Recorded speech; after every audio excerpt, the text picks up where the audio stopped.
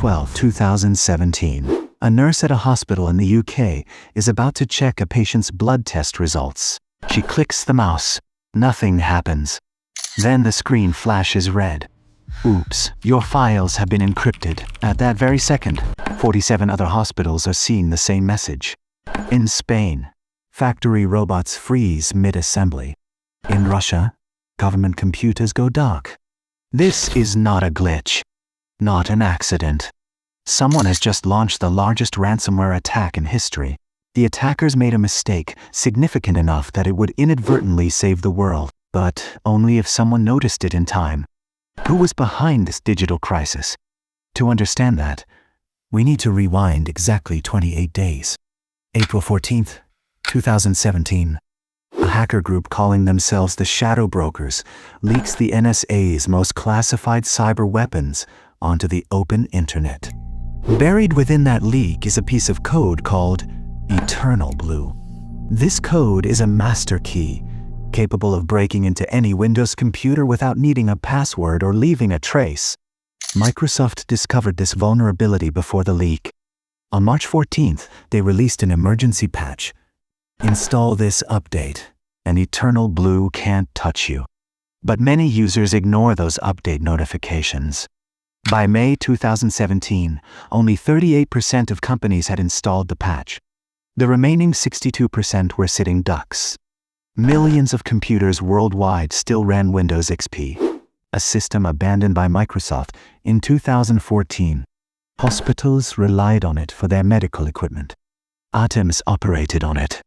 Every one of these machines was defenseless. The leaked NSA tools were circulating on the dark web, and security experts were warning of impending doom. The only questions were who would strike first and what they would target. In North Korea, the Lazarus Group was preparing their attack. They took the Eternal Blue exploit and wrapped it in a ransomware package, designed to encrypt everything it touched and demand payment in Bitcoin. They made their creation a worm, capable of moving through networks on its own. On May 12, 2017, at 7:44 a.m., the malware is activated. Within minutes, computer systems across the world begin failing at the same time. Hospital networks, corporate systems, fills with red text.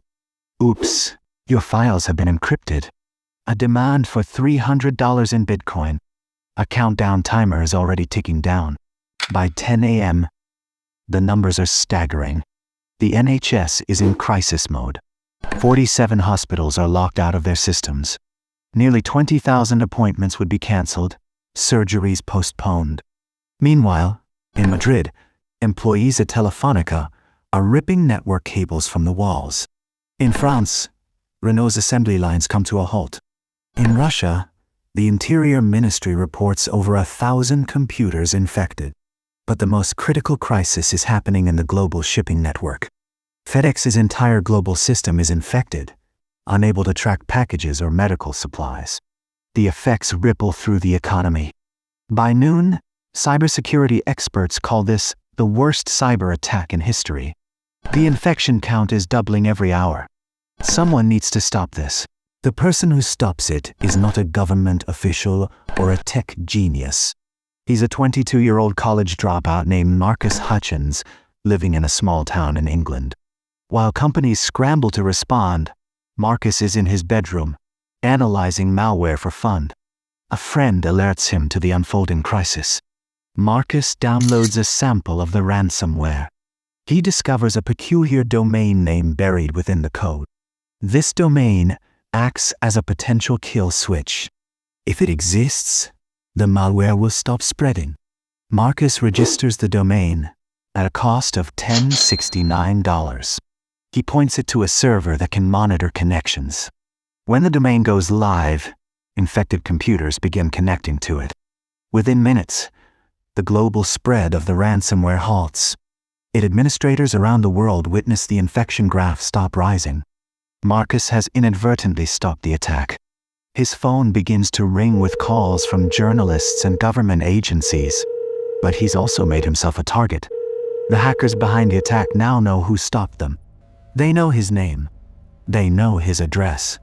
In the days following the attack, Intelligence agencies from around the world are investigating. They map out infection patterns and dissect the ransomware's code.